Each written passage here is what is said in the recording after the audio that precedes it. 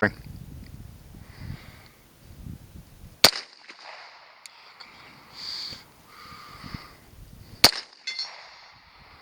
was a long way away.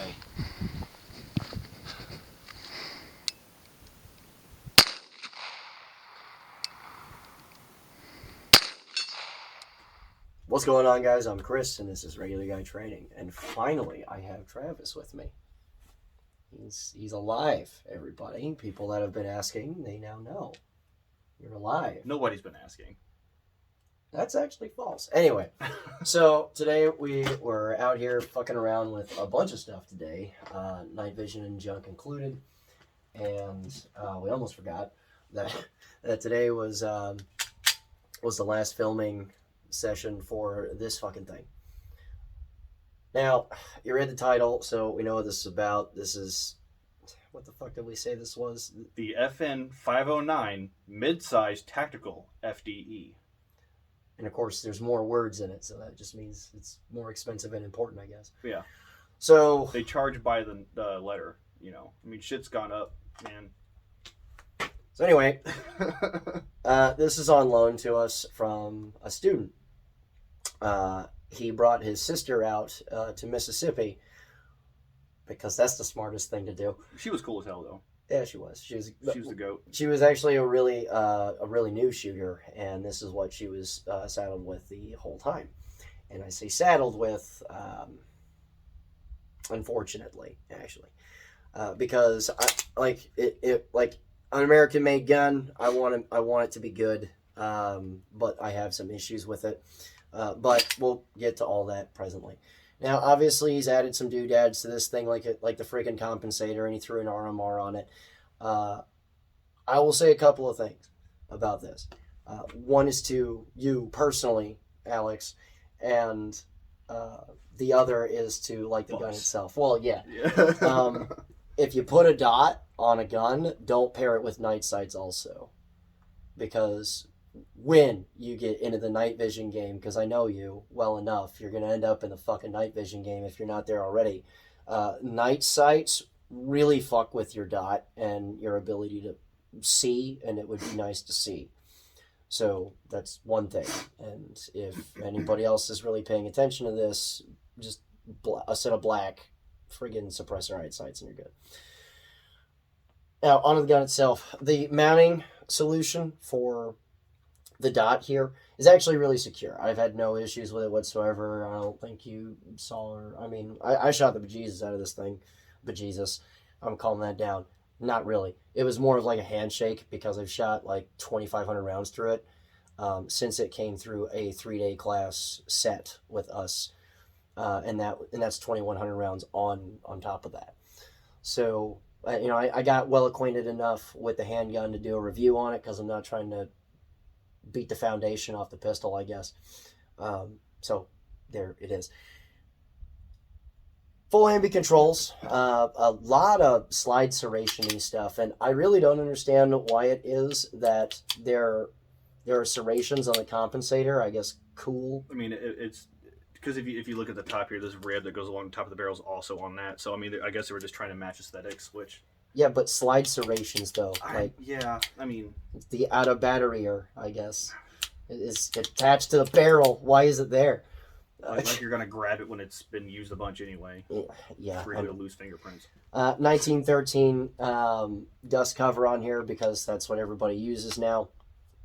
Freaking ambi controls that at first I actually really hated.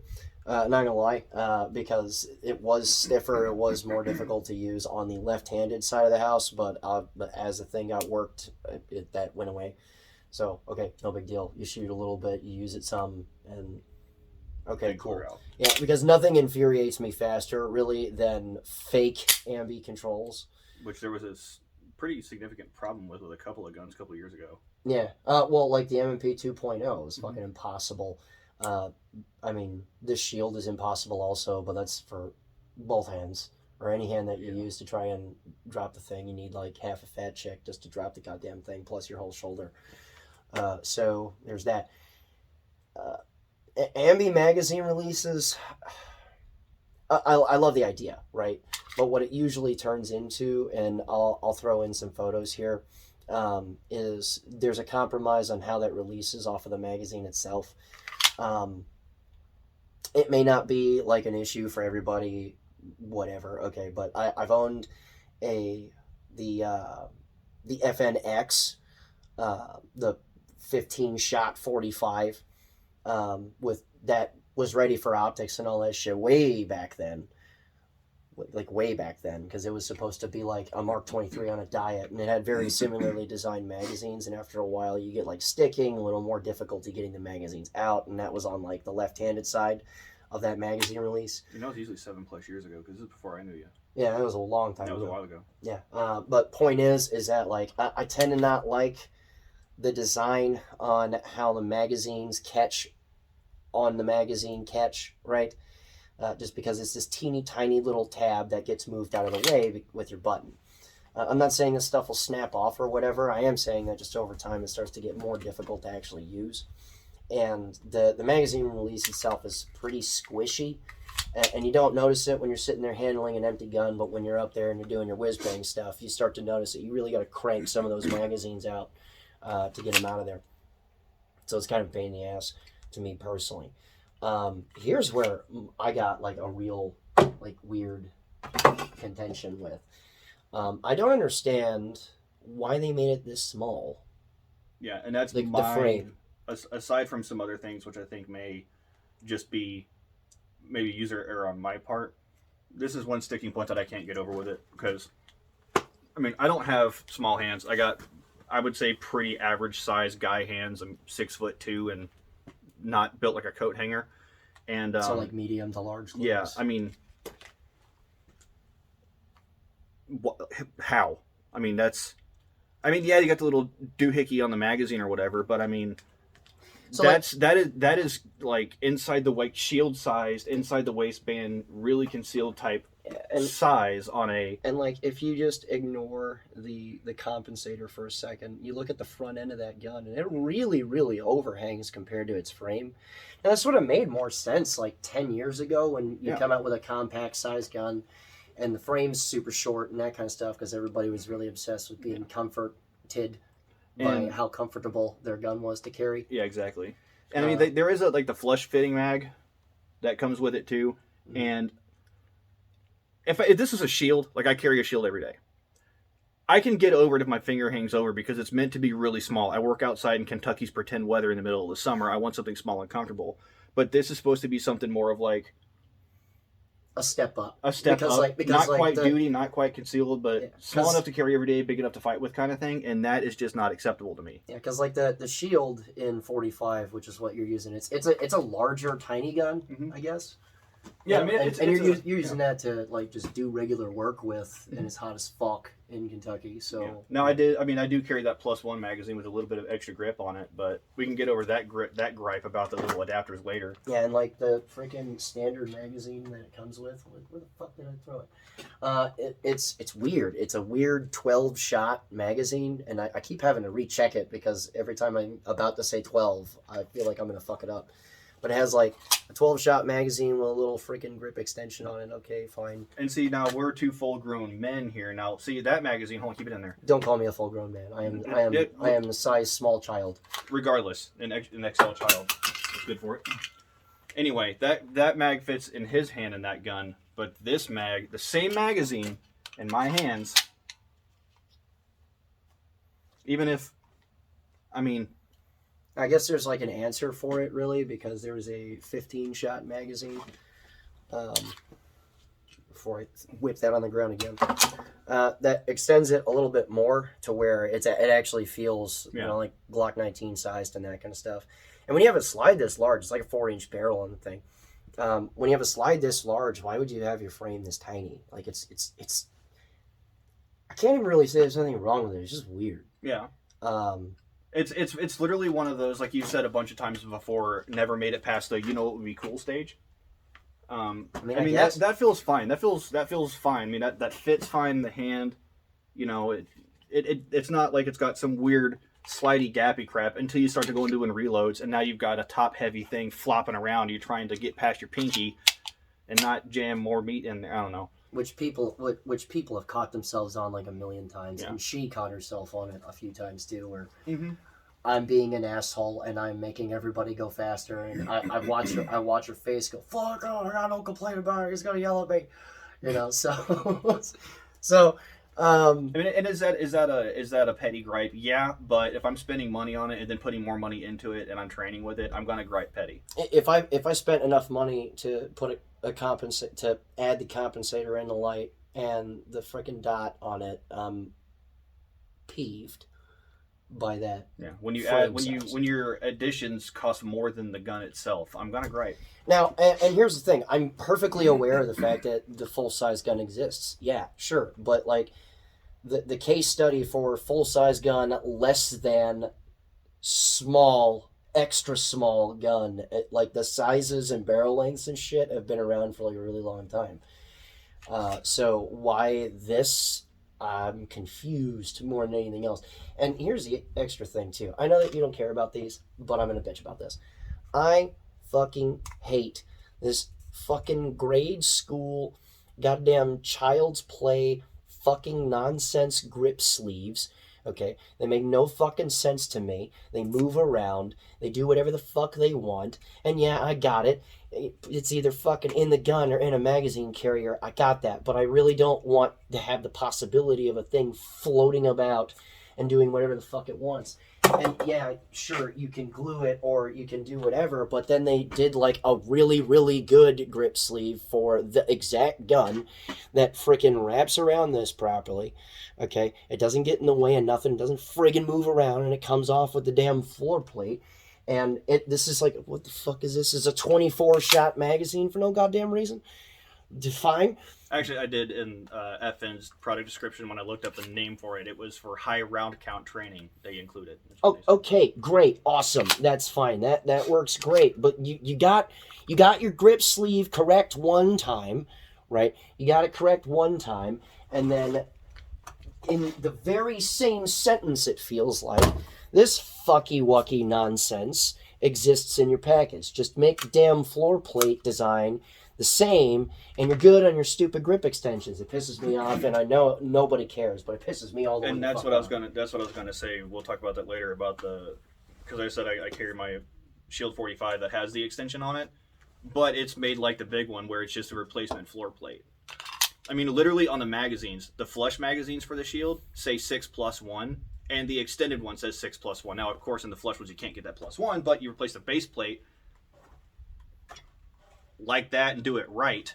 You don't have to worry about, because it's this is like a time capsule of mistakes made as far as like the frame and the magazine sleeves and stuff like that, because the teeny tiny frame in here, right? Mm-hmm. And it makes no sense extra when we're in a world of like the 19X and like the 45 and shit, where it's like a full size frame on a shorter freaking slide than the full size. Actually, Okay, freaking. Obviously, people are wanting a little bit more to hang on to, because it's like when I got to carry the gun, the thing that's not bothering the shit out of me is the frame. It's the stuff. It's this fucky thing in here that's poking me, right? Mm-hmm. But that's the full frame short slide. Exactly, right? So people went in this direction, and a bajillion assholes bought this. So why go backwards, right? And then you do this fucking MMP Shield Gen 1. I'm still on this because I thought we were past this crap. Okay, and it's dumb for no reason, which is what bothers me more than anything else. It's dumb for no reason, and it bothers me. Now, does that affect the functionality of the gun? Not really, no. But like you said, petty gripe, but it's still a gripe. But here's the thing about this: as far as the functionality of the firearm and that kind of stuff is concerned, the operating system is great. It runs just fine, runs reliably. Boots out. I have not seen it skip a beat as far as like case ejection. It's very the same. It's a rope of stuff right in this direction. It's great in that regard. However, it is a serious and crippling flaw that I'm not going to let go, because its peers exist. Its peers exist, and when you're going to turn loose guns like this that are like complete package, here you go. complete package, but ready for a whole bunch of the crap you want to do to it, complete with freaking compensators that we made for it and crap like that are made very well, by the way. This single chamber compensator is fucking dope. I don't even know what it is. Parker Mountain. There you go. So people are making compensators for it and that kind of shit. They're well aware of that, obviously, because this thing exists. Hold on, did I say right? It's either Parker Mountain or Primary Machine. What's that logo? What? I can't. It's on the bottom of the... Oh yeah, it's Parker. Okay. So yeah, okay. So it's a Parker Mountain machine compensator. People make the stuff for this, and they're aware of that, which is why you have the suppressor height sights and ready to go for optics and that kind of crap, because people do that, right? They're aware of this stuff. So why the fuck can't they make a magazine that runs properly? Which bothers me a lot. Which was the primary problem that we've experienced. These were all of the clipazines that got used. Okay. So a couple of these weird sleevey boys, a bunch of the full-size gun 17-shot magazines. This 24. These are all the magazines they got rail with it. So that's 4, 8. So we have 8 magazines. 9. Yeah, 9. 9. So we have 9 magazines that came out to a 3-day course. We didn't experience this out here, and I personally didn't experience this in Kentucky, right? But what we did see, like over and over and over and over again, it didn't matter what the fuck we did to it, and you dealt with it the most, because you were bolted to this problem trying to solve it. These magazines absolutely, positively do not like shit in them at all. And it wasn't rainy, so don't come in with the mud thing. For people around this area, the transition zone of the U.S., where it's all red clay and bullshit. It wasn't red clay. It was excessively dry. I think it rained on us a little bit at the end. Yeah, like when it didn't matter. Mm-hmm. And it was a dry range. It was a flat range, a little dusty, a little sandy. But I mean, it really didn't matter because. Yeah. And we'll embarrass this gun here in a second even more by telling you why it's really embarrassing. Think Mississippi, Georgia red clay when it's real fucking dry, when it likes to get like sandy and that stuff likes to move around a little bit if you have like a lot of foot traffic or whatever, right?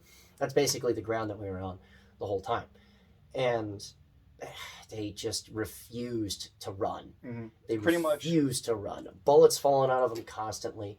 I watched you strip mag bodies apart probably 100 times, every single set that we did. Because it was a 3-day class. There was the mechanical at the first day, and then the next 2 days was... Mm-hmm. And frankly, she's new, so she really had, my brain said enough issues, but there's enough task saturation to go around for this poor lady.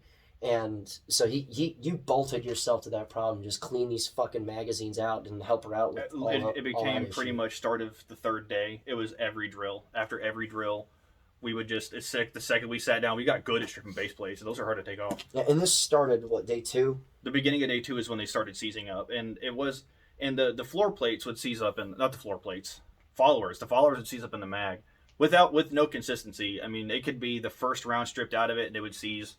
Or it would be close to the last. I mean, anywhere in between. It doesn't matter the round count of the magazine. It didn't matter what position it was in at the time when it seized up. It just got to the point to where she would be like, okay, I might be able to do this drill. And I would say, you're right. You might. And then every drill, we would pull them apart and a microfiber rag and a long T10, I think. Yeah. Freaking... wrench and just push it through and pull them. I mean, just wipe all the shit out of them, and it was every drill. Yeah, right after that second day started, it was in rescue mode. And like you said, by the time the 3rd day started, it was every set. Because in the middle of that set, from start to finish, there would be some sort of fucking problem, like the whole time. So it didn't make a whole lot of sense to me. Especially in the era of auto-loading handgun that we live in is severely spoiled with just a ton of stuff that I might not like it, like me personally, but I know there's a million guns out there that just run really good all the time. You throw them in whatever the fuck and they run good, right? Mm-hmm. Obviously, I'm a Glock person. Everyone knows I'm a fucking Glock person. And people will be like, oh, well, that's Glock, and all the Glocks in your class are going to run because, like, nobody's really cracked that code on magazines just yet, I guess. We also had a production fucking Emperor Scorpion run the entire goddamn time without any issues whatsoever. It's in the car. Okay? The only issue that fucking guy had, okay, was I think he banged it on concrete or something and bent a feed lip, and that's it. It wasn't even that. It finally died. It would stop feeding. Like, okay, so that's more. An overused Wilson Combat Magazine feedlet decided it was gonna fuck off. Okay, yeah, great, it happens, right? And for those of you who knows how many rounds it takes to kill a Wilson Combat Magazine, it's a bunch. It's more than few. It's a bunch. Okay, and kind of proud. So and what's hilarious is that a production 1911 from Sig fucking Sauer of all places beat the brakes off this thing the entire time. Okay, so it doesn't really fucking matter to me at this point, what the argument is. It's like all of its peers did fine. And that's running a combination of 45 caliber hand loads and blazer. So all the bad. Yeah. At once. Okay. It you notice I didn't spend too much time on like the 509 itself. I don't care. When we don't get past that tiny issue, right? There's some good in there, sure. But, I mean, when we don't get past that, I'm kind of done here, right? Like, there's aftermarket support for it. A lot of people like them. But you know what? The thing is that this isn't the first time I've seen some sort of nonsense from it, too. Okay? In Florida once, that sugar sand is even worse than what we're talking about right now. And I had a student, I think his name is Andrew. He had a 509. He was running it. He was telling me all about how fucking great it was. And then it rained on us one time. And this is the point, though, where like everybody's guns are stuttering. Like we got Glocks going down. Yeah, this is a point where everybody's got guns that are like running into issues. And, we got a freaking bucket of water and we're throwing magazines into it. But the difference between those guns and this full-size 509 that came out was, well, those guys could shove their whole gun into that bucket of really goopy water, cycle their action a bunch of times, shake their frames, and then it would run for a while until, their magazines would pick up more crap and shove it in the gun. This 509 had its trigger shoe just freeze. Just, you better go fuck right off someplace else because you are not getting anything done with this. Is basically what the gun was telling them because it refused to move. Like, we had dudes with both hands sitting there trying real hard just to disengage the friggin' trigger shoe, would not move, or trying to move the dingus, nothing's working. No. Okay. So, I don't know why they have such a good rep. I don't, because it's not a sample size of one gun. The gun itself, operating system was just fine. It was 9 magazines that were like, nah, I'm not gonna have it. I don't know how. Oh, and on this particular gun, and I forgot about this, and I don't know why people freaking do this, and I don't know why this seems to be impossible for people to get right. But these damn roll pins, these pin issues that you stick into your frames, this isn't just FN, it's other pistol manufacturers too. Can we stop this? Can we stop this, please? This walked out like today. I'm annoyed with this shit, and I had it. Just build a proper fucking handgun. Are we past petty griping, or can I throw one more? Sure, I don't care. Like, anyone that's here is just sitting with popcorn right now, watching us beat the brakes off this thing. Roger. Okay. Aggressive grip textures that don't work. Oh, yeah, that. Now, you can call me a little whiner all you want, all right? That SIG that we were talking about, the first time I actually ran it heavy was at an indoor class at Bud's years ago. Yeah. My fingers were bleeding from that checkering on the front of it. Like, it got to the point where I had to wear gloves because I was bleeding on the gun.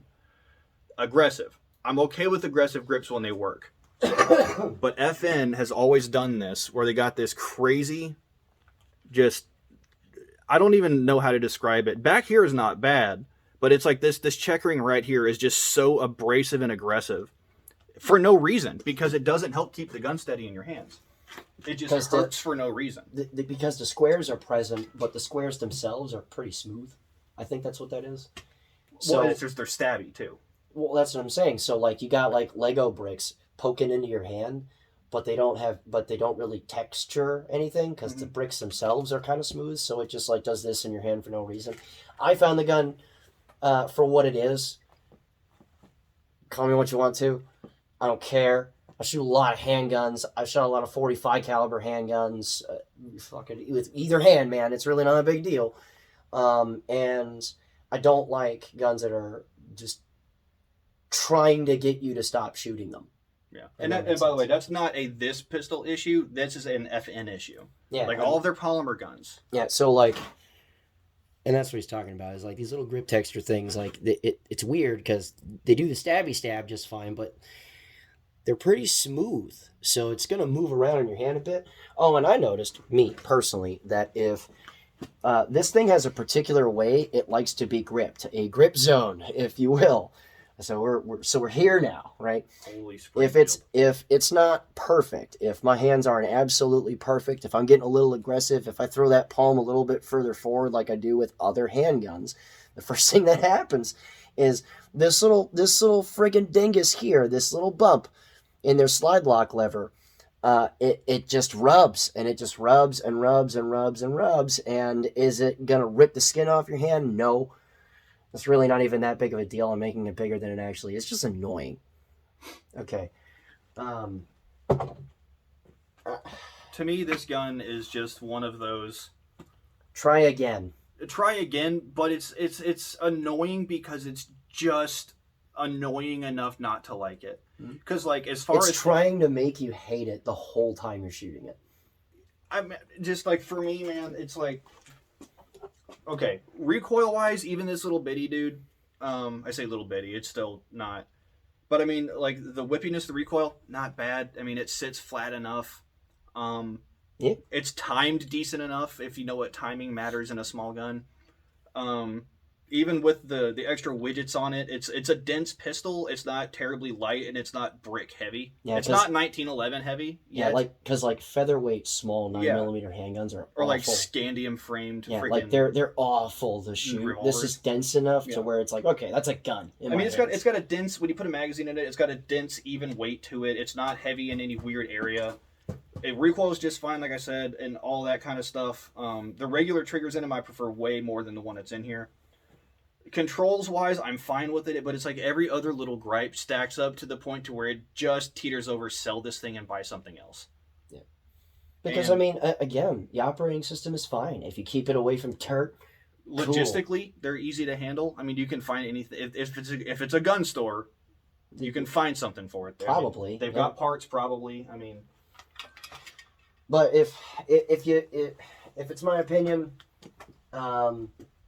that you're caring about here, other than just watching me beat on this thing and laughing, if you're looking at this, I personally would say, and you don't want a Glock, because I get it, some people just want to be contrarian in that regard, because like, man, I don't want to go with the group. And that's fine. And that's cool as long as you're honest about it. It's fine. Like, it's fine. I got it. Glock people are cultists. I got that. And they're the worst people to talk to, because they'll just tell you to buy a Glock. It doesn't matter what the hell it is. If you're looking for a goddamn flamethrower, buy the G something. Yeah. P10C. P10C, like stick an Overwatch trigger in it, dot it, light it, you're set forever. If you don't want that, if you want to buy an American pistol, cool. M&P's been around for a while. Just go get that. Right? Mm-hmm. Oh, and one last thing, too, and this is for, like, concealed carry specifically. I fucking hate magazine lips for floor plates, right? I mean, it annoys the shit out of me. It does. Because if you have, like, big old lips like this on freaking magazine floor plates, if I'm trying to go quick enough, and if like whatever I'm wearing likes to snag stuff for some reason, these magazines will come out of pouches. I guarantee it. I've seen it. Right? more than a few times. And We should title this video "King of the Petty Gripe."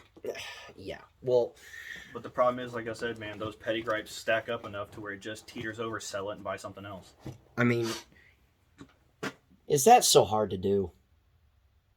I mean, that's even the lippy mag. That's a Gen 5 mag. yeah, this is even the lippy one, right? It's a Gen 5 with a freaking lip on it that a lot of people didn't friggin' like. Was that so hard to do, to just make a low profile if you were gonna friggin' do that, so that you could strip magazines out and that kind of crap? Like, I'm sure I have a normal ass magazine. Yeah, I mean, like, how fucking hard is this? How hard is this, man? Like, anyway, I'm done fucking around with this. Look, it works just fine if you got yours and you run the brakes off it and you don't care about what anybody says. I can't stop you.